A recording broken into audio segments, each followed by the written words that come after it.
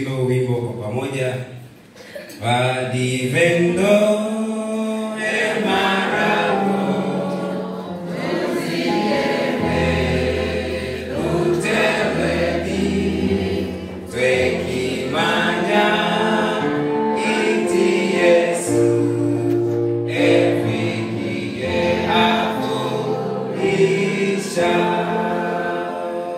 Tetumanya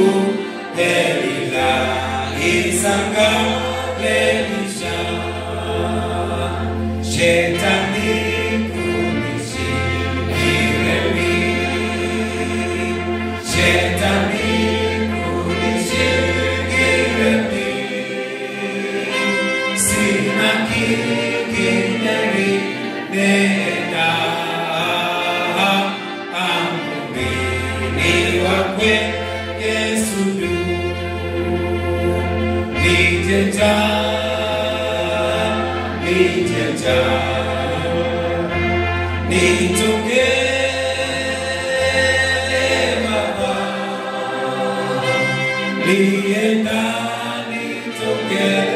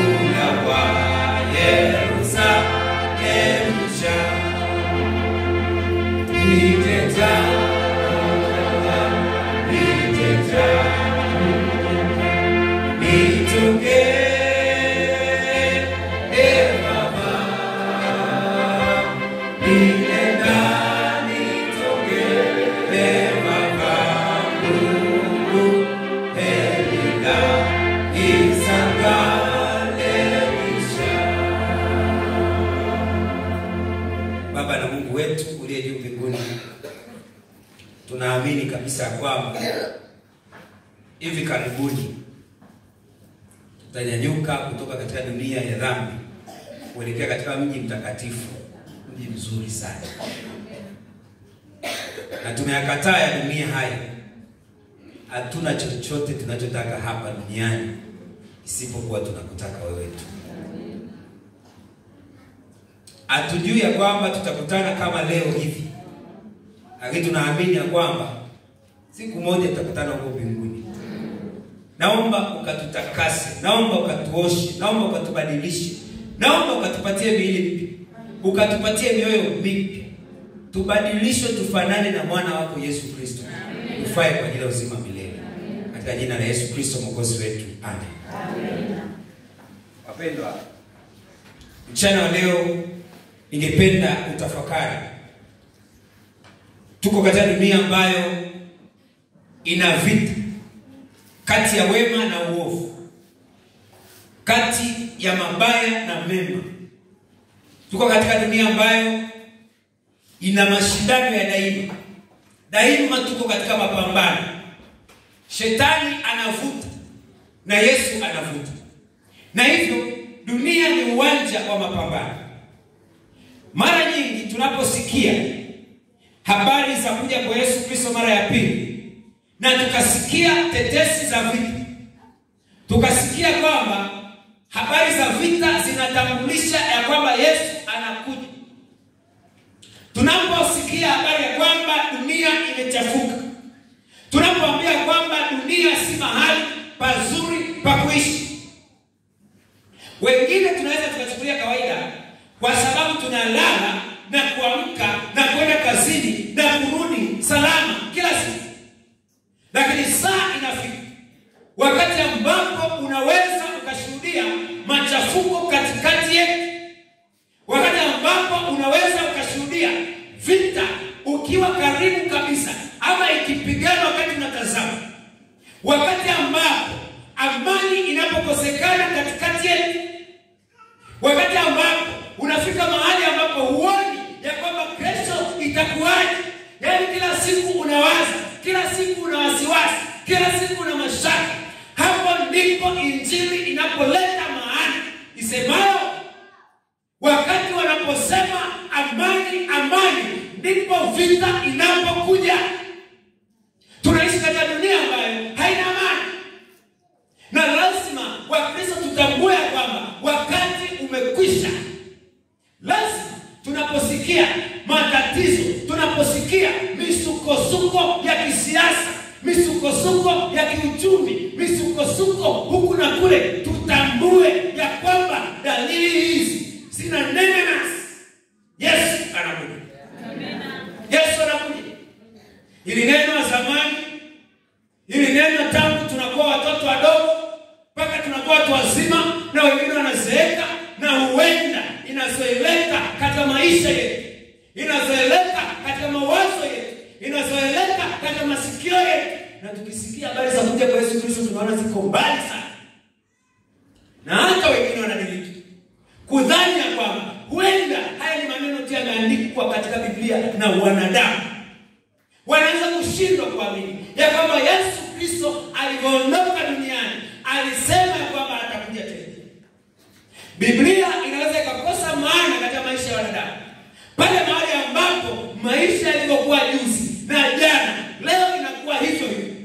Lakini angalau kidogo, huenda tunapoangalia sasa matukio yanaendelea hata miongoni mwetu, katikati yetu, katika maisha yetu, tunaona ya kwamba alichosema Yesu wakati anaondoka ya kwamba dunia itazidi kuchafuka na hakutakuwa na amani mpaka atakapokuja, huenda tunaanza kuamini.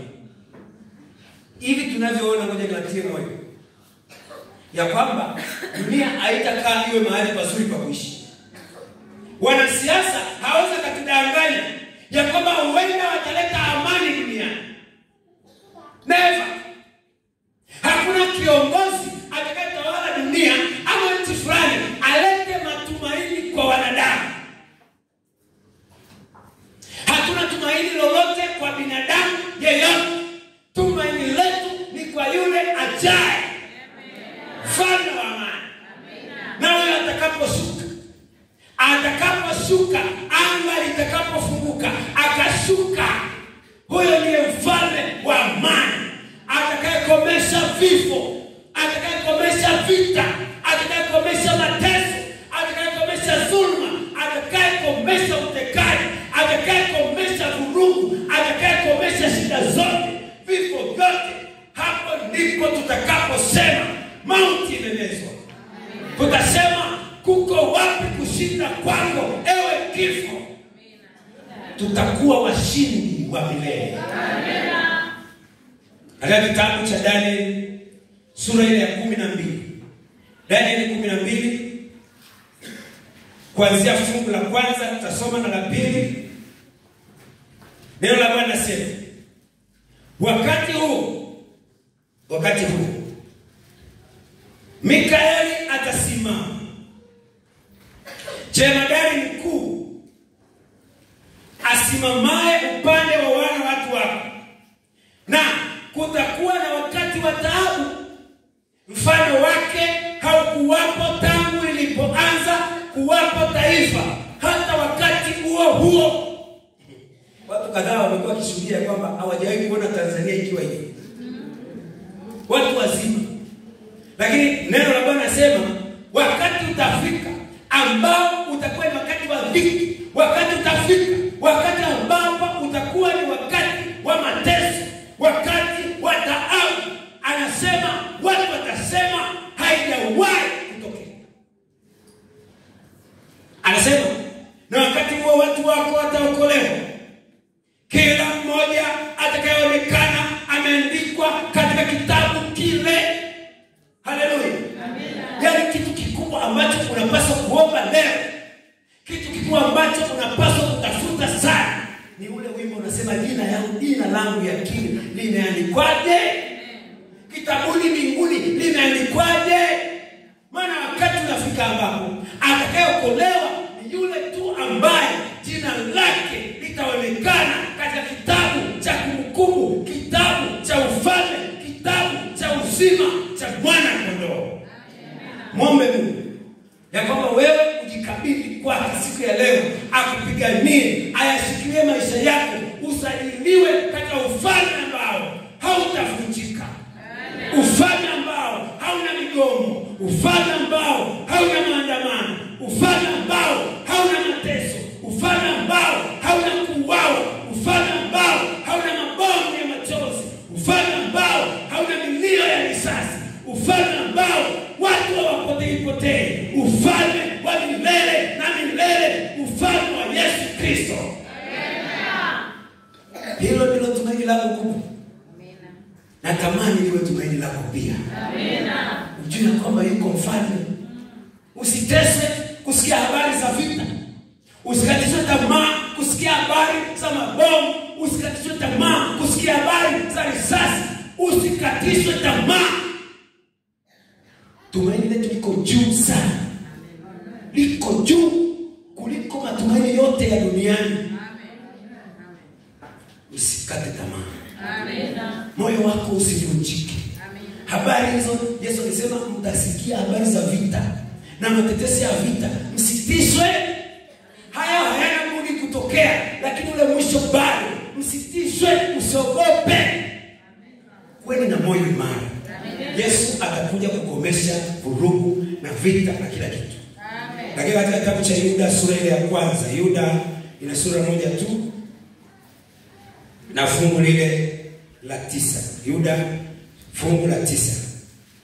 Nasema hivi: lakini malaika mkuu aliposhindana na Ibilisi na kuhojiana naye kwa ajili ya mwili wa Musa, hakuthubutu kumshitaki kwa kumlaumu, bali alisema, Bwana na kukemea. Neno la Bwana linazungumzia habari za shetani, Ibilisi alipokuwa anang'ang'ania mwili wa Musa. Wapendwa, kuishi maisha matakatifu ni mapambano. Yaani hapo ulipo shetani anakung'ang'ania mpaka siku unakufa. Musa alipokuwa anaongoza wana wa Israeli alijitoa kikamilifu kwamba atafanya kazi ya Bwana. Lakini alipokuwa anaenda hakukosa makosa kwa sababu naye ni binadamu. Kuna mahali shetani alimtega akamwekea, yaani asipokuwekea mtego kwako mwenyewe kwa tamaa zako, kwamba anakuletea vitu unavyovitamani. Aling'ang'ana hiyo, akaona Musa hana tamaa. Analizika na mke wake Mkushi aliyemuoa huko Midian, mke wake Midian aliyemuoa huko. Amerizika naye.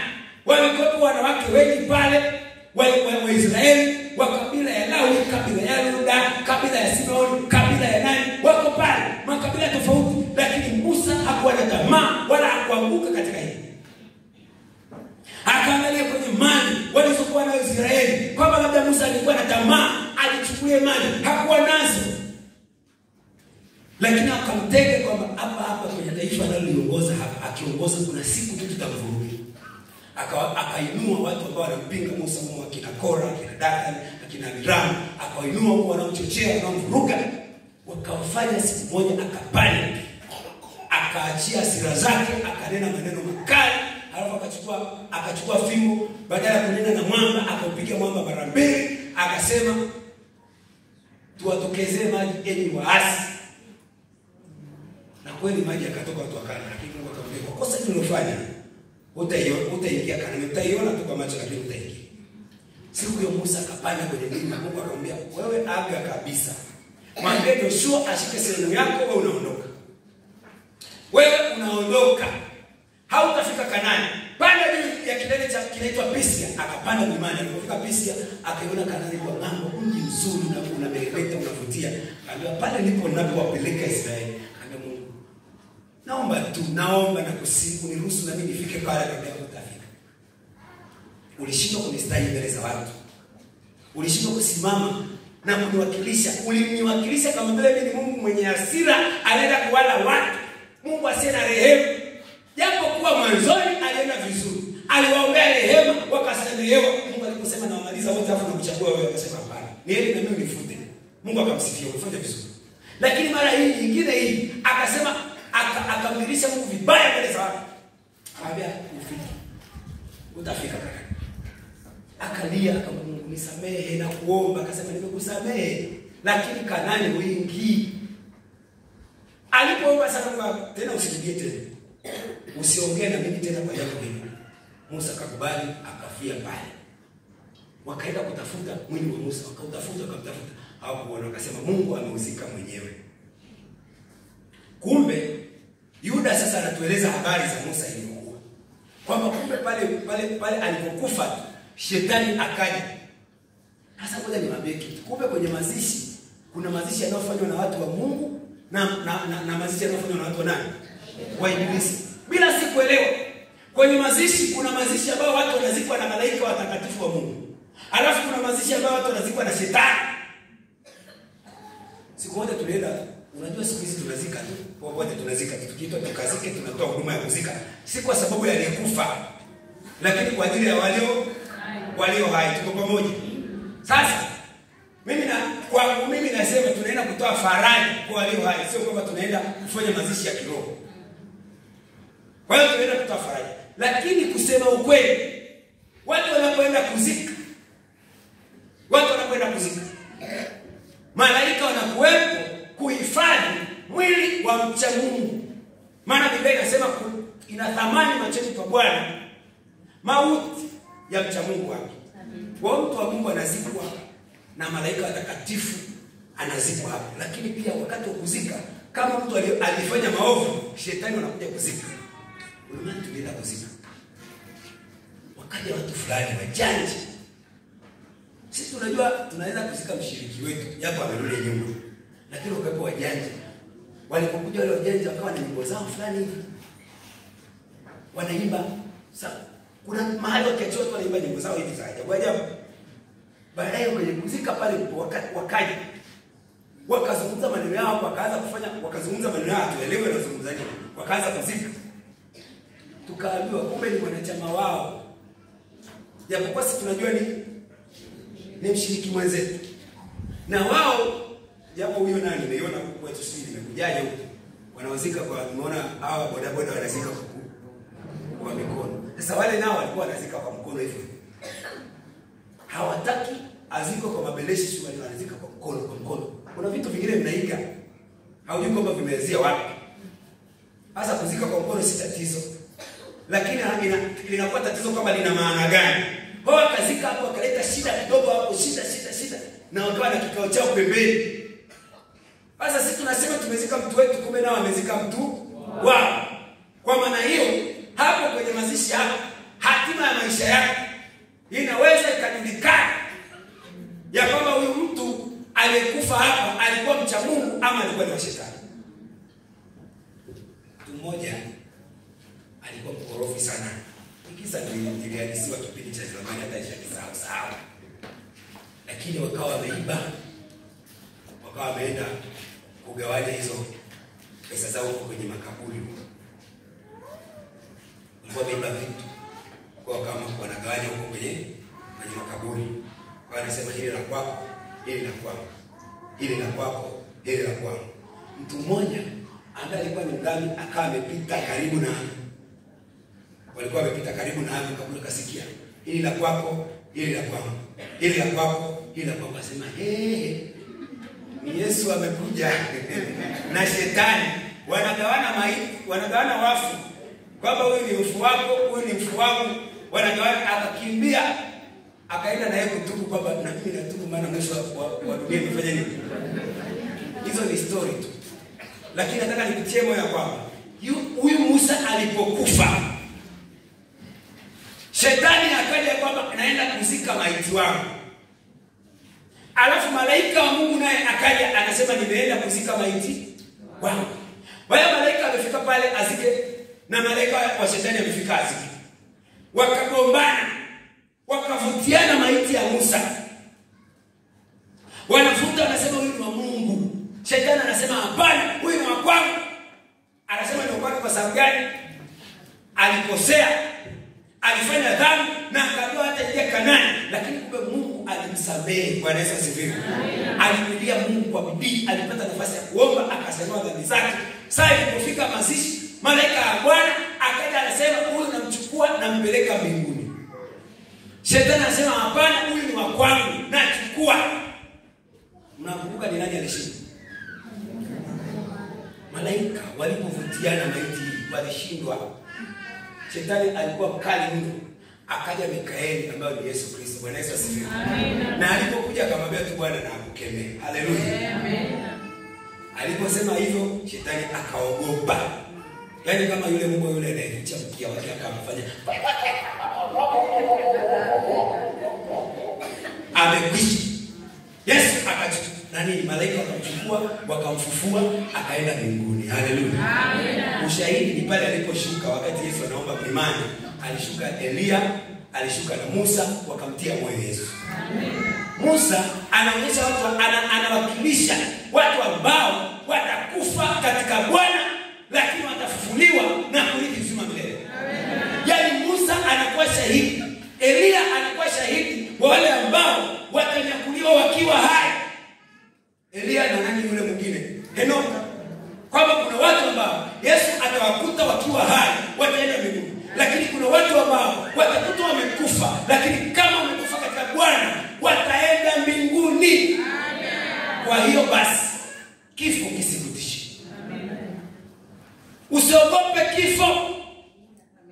Wala ukisikia ya kwamba ndugu yako amelaga dunia, amefariki, usimhurumie. Wewe niulize tu, alifia mkono wa nani? Haleluya. Amen. Habari njema nimesikia siku ya leo. Mtu mmoja alikuwa ananieleza habari za mtu ambaye amefariki. Lakini anasema aliita watu, akawaambia kwamba jamani, niombeeni. Walipomaliza kuomba, yeye akalala. Amen. Mbona msemi ya nini? Amen. Yeye hapa, mbona msemi ya nini? Amen. Naogopa. Swala sio kwamba nimekufa, nimefia mkono wa nani? Yaani hapo nipo tu, siku zote wewe jiweke mkononi mwa Bwana. Haleluya. Ukitoka nyumbani jiweke mkononi mwa Bwana. Ukirudi ukilala jioni ile unalala usingizi ili ujue siku tamkali, weka kwa maisha yako mikononi mwa Bwana. Ukisafiri kwenye gari usisubiri mpaka umesikia vita. Usubiri mpaka gari imefanya keke. Wewe jiweke mikononi mwa Bwana. Ukitokea kwenye gari sema hapa nilipo, Mungu nimeyakabidhi maisha yangu. Amen. Nadhani niambie wala sio kwenye gari tu. Hata ukilala kitandani kwako. Wako waliolala tu wamejifungia kitandani, hapo anakuta asubuhi anakufa. Wewe jiweke mikononi mwa Bwana siku zote. Hata sasa hivi ninazungumza hapa, jiweke mikononi mwa Bwana. Usisubiri mpaka uone vitisho. Namalizia maneno yangu kwa kusema hivi. Mungu anapigana upande wako. Amen. Mungu anapigana upande wetu. Amen. Inawezekana katika maisha yako umekata tamaa. Umekata tamaa kwa sababu unaona kwamba vita yako unashindwa. Yaani kama unashindwa, unafika mahali hivi unashindwa. Umepambana mwenyewe, umepambana, umeomba, lakini unafika mahali unaona nimeshindwa. Yawezekana umekata tamaa katika pambano. Yawezekana unahisi kama adui anashinda katika maisha yako na anaenda kushangilia. Yaani unaona kabisa kwamba adui anakwenda kushangilia, mimi nimeshindwa. Wale ambao walikuwa wanakutakia mabaya unaona kama wanaenda kushangilia. Unajua kuna mtu mmoja nimemfanyia ushauri. Siku moja ananiambia mimi, yaani watu walikuwa wananiangalia, watasemaje, itakuwaje, watu watasemaje? Akamwambia unaumia kwa sababu ya tatizo linaenda kukupata ama unaumia kwa sababu watu wanaokuangalia watasemaje? Nikagundua maumivu yake makubwa yalikuwa ni watu watanionaje. Hilo jambo linaenda kumtokea halitamaliza. Jambo linaenda kumpata halitampeleka popote, halitapunguza chochote katika maisha yake. Lakini nawaza watu, ndugu zangu, marafiki zangu watakaposikia ya kwamba uchumba wetu umevunjika, nimeachwa. Yaani marafiki zake, na niwatie moyo mabinti wa sasa hivi na vijana wa sasa hivi, acha kuposti sana vitu vyako kwenye mitandao. Wakati mwingine vitakuletea stress. Maana umeshaanza kupiga picha naye hapa, ndio mwenyewe mje ajaye. Umerusha huko mtandaoni. Haya sasa. Something is loading.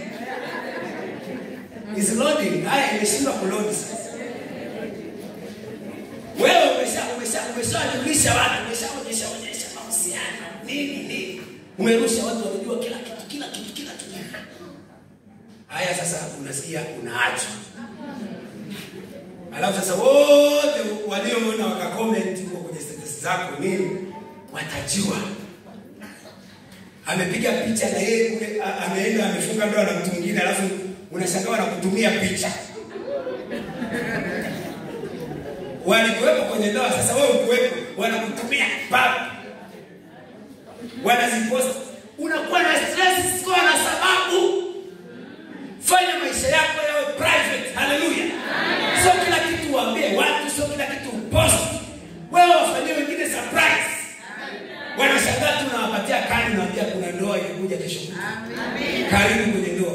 Lakini umeshawaambia kila kitu, yani na alikuwa ni mahusiano yako mbali kweli. Umeshawaambia.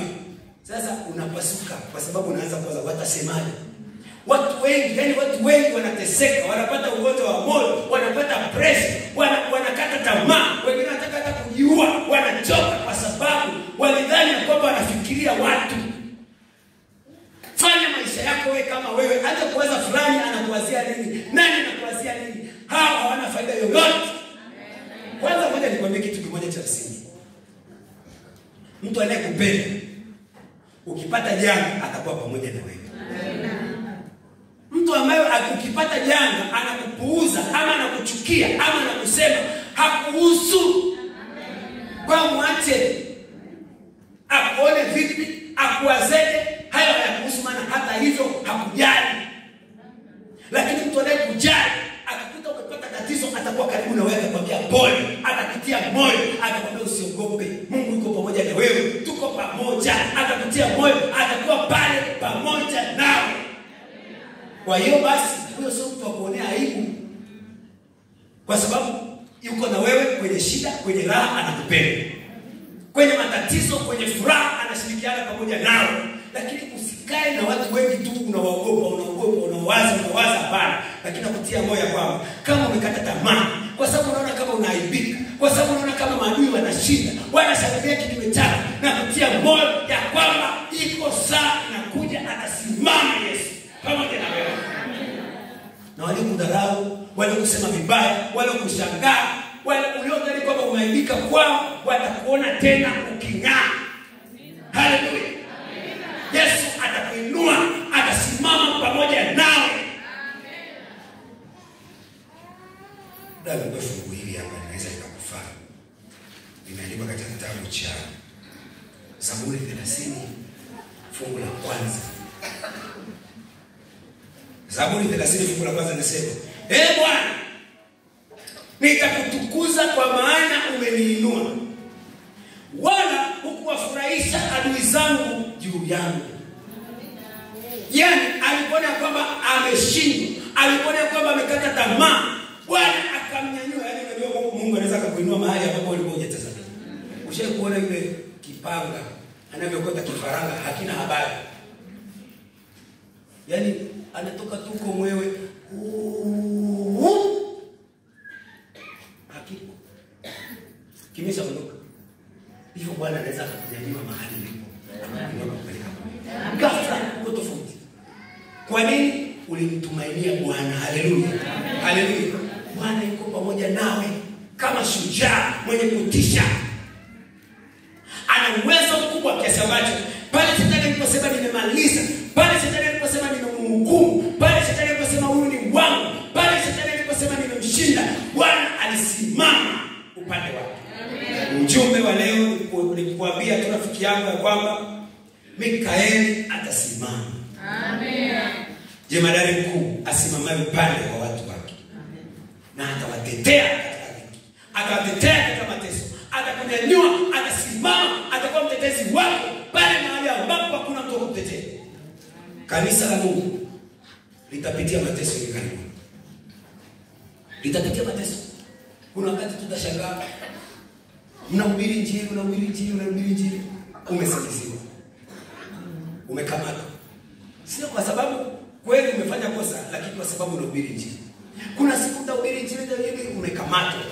Kuna siku unahubiri utafanya hiki, utaonewa, na hakuna atakayejali sheria inasemaje, hakuna atakayejali kuna uhuru, hakuna, yani utashangaa kitakachotokea. Lakini nataka nikwambie sio muda mrefu Yesu atajitokeza. Amen. Kanisa la Mungu litaonekana kama linaanguka. Kanisa la Mungu litaonekana kama litashindwa, lakini litashinda. Amen. Wewe unaendelea kustruggle, unaendelea kupambana na dhambi. Shetani amekufikisha mahali mpaka huamini kwamba unaweza kuwa mtakatifu. Vijana mko hapa, maisha yanakuwa magumu, umekamatika kila mahali. Dhambi imekulemea mpaka unasema mimi hata nikiomba siamini kwamba Mungu anasikia. Unajua ngoja niwaambie. Wote tunaamini kwamba Mungu anasikia, si ndio? Na tunaamini anatenda kwa sababu wako watu wengi wameomba Bwana akasikia, na kwenye Biblia kuna shuhuda nyingi. Lakini kuna watu ambao tunaendelea kutaabika na kuteseka, hatuamini kwamba Mungu anaweza kanisikia, anaweza kukusikia. Hapo tu. Kwa nini hawezi kukusikia? Kwa sababu ya dhambi zako. Yaani unawaza kwamba ili Mungu na mimi anaweza kanisikia. Inawezekana yuko kijana hapa, yuko binti hapa, anasema ni kweli Mungu anasikia. Lakini ananisikia mimi pia. Na dhambi zangu, wewe kila siku unaangalia dhambi zako unasema dhambi zote hizi Mungu ananisikia kweli? Nataka nikwambie Mungu anakusikia. Amen. Haleluya. Amen. Kama tu utamwacha, kama tu utakata tamaa, kama tu utakuwa na wasiwasi, Mungu anakusikia wewe. Amen. Pamoja na dhambi zako ikiangushe kwa Bwana, mwambie Mungu, mimi ni mtoto wako. Nimekosea, mimi ni mtoto wako. Nimekuasi, mimi ni mtoto wako. Rehema bado zingaliko. Mungu anasikia wa dhambi. Anasamehe dhambi. Kile kisa kitolewa katika kitabu cha Zekaria sura ya 3. Kinasema Yoshua alikuwa amevaa nguo chafu sana. Alafu amesimama mbele za malaika na mbele za wanadamu. Ili ahudumu kama kuhani. Anasimama pale ili awaombee watu. Anasimama pale kubeba mizigo ya wanadamu wengine, kuwawakilisha mbele za Mungu, alafu amevaa nguo chafu. Kumbukeni katika Torati, nguo za kuhani zilipaswa ziwe safi daima. Na akiingia hekaluni alikuwa anatoa kafara ya kujitakasa yeye kwanza awe msafi, ndipo awakilisha watu mbele za Mungu. Sasa anasimamaje mbele za Mungu akiwa mchafu? Akashtakiwa. Wewe ufai, shetani akamletea hayo mashtaka. Wewe ufai, wewe ni mchafu. Wewe alipojiangalia mchafu. Alafu akasimama Mikaeli badala yake. Haleluya. Amen. Akasema Bwana nakukemea shetani. Hicho kisa kimeandikwa hivyo pale. Bwana nakukemea shetani. Je, hiki si kinga kilichokolewa kutoka motoni? Ngoja niwaambie, wewe ni kinga kilichokolewa kutoka motoni. Amen. Watu wasiangalie dhambi zako za jana, wasiangalie dhambi zako za juzi, wasiangalie historia yako na kukusema na kukuchafua. Wewe ni kinga kilichokolewa kutoka motoni. Amen. Yaani ulikuwa uteketee, lakini Bwana akakuchomoa. Unasimama hapo ukiwa wewe ni survivor. Unajua kuna tofauti ya victim na survivor. Kuna tofauti ya muhanga na manusura. Yaani wewe umenusurika. Ulikuwa unateketea, ulikuwa unapotea kwenye dhambi. Yaani kwa hiyo majeraha ulionayo wewe ni dalili kuonyesha kwamba ulipita kwenye dhiki nyingi lakini umeokolewa. Alama ulizonazo za dhambi hazitishi Yesu. Yaani Yesu akaangalia majeraha yangu ya dhambi kwamba hapa una majeraha lakini hapa una kovu. Ndio, mimi ni survivor. Haleluya. Mtu asikuonyeshe makovu yako kwa sababu ulitenda dhambi fulani, ulikosea siku gani, anakuonyesha vitu vya zamani, mwambie leo ni makovu. Mimi ni survivor. Nimeokolewa kutoka katika dhiki, nimeokolewa katika dhambi. Nimeponea chuchu lakini nimepona. Ikiwa historia yako ya nyuma inakufuata, hapa liko tumaini, liko damu ya Yesu Kristo inaweza kukutakasa. Amina. Vitu vya zamani visikufuate tena. Dhambi zako za jana na juzi zisikufuate tena. Yesu anasimama badala yako, mshindi na mshindi milele. Amina. Kama unasema Yesu, naomba usimame badala yangu. Napoangalia historia yangu, napoangalia maisha yangu, sistahili hata kusimama na kusema jina lako litukuzwe. Siwezi kusimama hata mbele za watakatifu wako. Siwezi kusimama kama kiongozi. Wewe umechaguliwa kiongozi mwaka ujao, tutasoma majina baadaye. Lakini unajiona sifai, unajiona mimi ni mdhambi, unajiona napitia moyo kwamba Yesu anasimama badala yako. Amina. Yesu anasimama badala yako. Atakutetea. Hakuna mtu anaweza kukushtaki wewe ni mteule wa Bwana. Na ngoja niwaambie, kazi ya kushtaki ni kazi ya ibilisi. Yaani kama uko hapa kanisani ni mzuri wa kushtaki watu, ni mzuri wa kusema watu, ni mzuri wa kuwasema watu vibaya, ni mzuri wa kuwasengenya watu makosa yao. Wewe unasimama upande wa adui anayeshtaki watakatifu wa Bwana. Lakini sijasimama hapa kukulaumu, sijasimama hapa kuhukumu, nimesimama hapa kukuita ugeukie upande wa Mikaeli jemadari mkuu. Na hivyo basi wanaohitaji kusimama upande wa Bwana wanyoshe mikono juu. Mungu awabariki sana. ndiye mwanga ni salama. Tusimame tunapokwenda kuomba. Cha kutumaini sina ila damu yake Bwana, sina wema wa kutosha dhambi zangu kuziosha, kwake Yesu nasimama. Ndiye mwamba ni salama, ndiye mwamba ni salama, ndiye mwamba ni salama. Oh, njia yangu iwe ndefu, yeye unipa wokovu. Mawimbi yakinipiga, nguvu zake ndiyo nanga. Oh, kwake Yesu nasimama. Ndiye mwamba ni salama, ndiye mwamba ni salama, ndiye mwamba ni salama. Damu yake na sadaka nategemea daima, yote chini ya kilisha, Mwokozi atanitosha. Kwake Yesu nasimama. Ndiye mwamba ni salama, ndiye mwamba ni salama, ndiye mwamba ni salama. Nikiitwa hukumuni, rohoni nina amani. Nikivikwa haki yake, sina hofu mbele zake. Kwake Yesu nasimama. Ndiye mwamba ni salama, ndiye mwamba ni salama, ndiye mwamba ni salama. Tunaenda kujikabidhi kwa Bwana, tukijua kwa Yesu atasimama. Amina. Hatuogopi kusikia habari za vita, hatuogopi kusikia mabomu.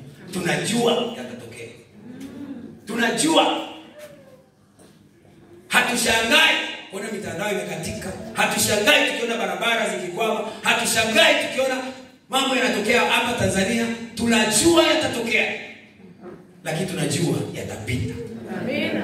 Tunajua yuko mfalme ambaye tunampigia kampeni, ambaye tuone aibu kumpigia kampeni ya kwamba watu wamchague, watu wampigie kura, maana atakapokuja atakomesha yote ya dunia. Na ufalme ni ufalme wa milele. Hakuna mtu atampindua, hakuna mtu atamkwamisha, hakuna mtu atamuondoa kwenye kiti. Atasimama na atatawala milele, na watu wake wote watakuwa na furaha, hawatakuwa na hofu, watashangilia milele na milele. Na mfalme huyo ni Yesu Kristo. Amen. Usiogope kutangaza habari zake.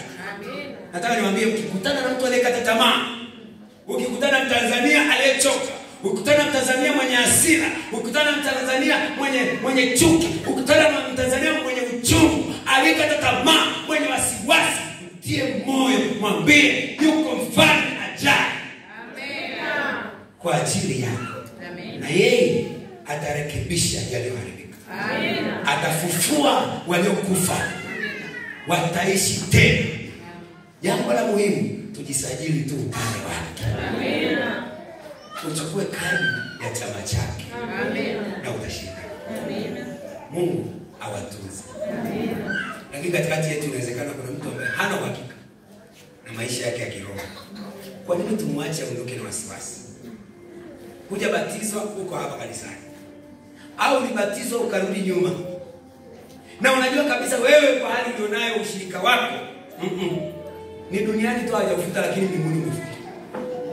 Ama umefuta kabisa hata duniani kwenye ushirika, ama hujawahi kubatizwa na unatamani kubatizwa. Kabla sijatoka hapa na kuita tu mahali ulipo, unyoshe mkono wako juu, nitakuombea na wewe. Unatamani kubatizwa, nyosha mkono juu. Nyosha mkono juu. Nyosha mkono juu kama unatamani kubatizwa. Ninajua yupo mtu anayetamani hivyo. Lakini kwa sababu ya muda, wakati watu watakapotoka, mshike mtu wetu, mwambie nahitaji nikutane na mchungaji. Amen. nitakuombea ombi la pekee. Amina. Tuombe. Mungu mwema, Mungu mwenye fadhili, Mungu wa utukufu, Mungu mwenye upendo, Mungu ambaye siku zote utashinda. Hata tuone vita, hata tuone mabomu, hata tuone watu wanakufa, wanaanguka, wengine wanapotea, hatujui naenda wapi, sisi bado tuna matumaini.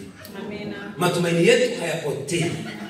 Hatuishi tukiwa na woga, hatuanguki kwa pressure, hatuishi tukiwa na wasiwasi, hatukati tamaa. Tunainua vichwa vyetu juu tukijua kwamba Yesu anakuja. Amen. Ufalme wake ambao ni ufalme wa milele utasimikwa hivi karibuni. Kwa sababu ya tumaini hilo, na likawe tumaini la Watanzania siku ya leo, na likawe tumaini la kila mmoja anayehudhuria ibada hii, ya kwamba yote yanaonekana kwenye dunia, changamoto na misukosuko ya kiuchumi, misukosuko ya kisiasa, misukosuko ya kiuongozi, kila kitu kinachotokea duniani ambacho kinaleta hofu kwetu kisiwe hofu, kwa sababu tunajua kwamba tuna ufalme usiotikiswa, ufalme wa wafalme ambao ni wa Yesu Kristo. Lakini siku ya leo katika ibada hii, inawezekana yuko mtu hapa ambaye amesumbuliwa katika maisha yake, amekata tamaa, ameomba mpaka amechoka, haoni matumaini. Nimempa matumaini katika neno hili kwa jina lako, ya kwamba asikate tamaa. Wewe utasimama. Naomba ukasimame pamoja naye. Amen.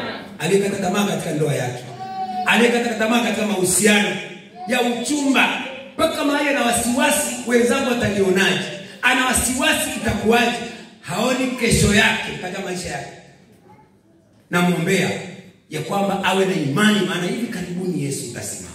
Amen.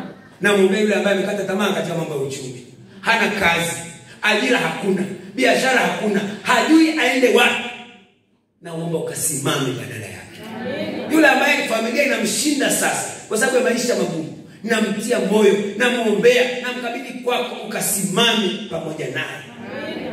Namtia moyo yule ambaye katika nyumba yake ameachiwa watoto au ameachiwa familia mwenyewe, baba nakusihi ukamtunza, ukasimame pamoja naye. Yule ambaye watu walimwangalia wakamdharau, yule ambaye watu walimwangalia wakamdhihaki, ninakuomba kabla hajakata tamaa, ainue macho yake kutazame wewe na ukasimame ukamtetea. Lakini yuko mtu anayestruggle kwenye dhambi, anateseka, shetani amemletea bangi, shetani amemletea ulevi, shetani amemletea unzinzi, shetani amemletea madawa ya kulevya, vitu ambavyo vinashindikana kwenye maisha yake, anashindwa kutoka. Na huenda ni kijana yuko hapa, na huenda mwingine ameingia kwenye haya mambo ya ushoga ya dunia hii inayoteseka, inaonyesha dalili za Sodoma na Gomora na za mwisho wa wakati. Baba, kama yuko mtu mwenye struggle na naye, katika jina lako, kwa neema yako, ukajitokeze na kumpatia ushindi. Amina. Atoke na yeye akawe mshindi, akawe survivor. Amina. Ninakushukuru kwa sababu umetusikia. Na tunaondoka hapa tukiwa na tumaini kubwa la kumlaki Yesu Kristo mara ya pili. Amina. Wote tuliosimama tumesema tusajiliwe katika chama chako. Amina. Tusajiliwe katika ufalme wako ambao ni ufalme usioanguka. Katika jina la Yesu Kristo mwokozi wetu naomba. Amen. Amen.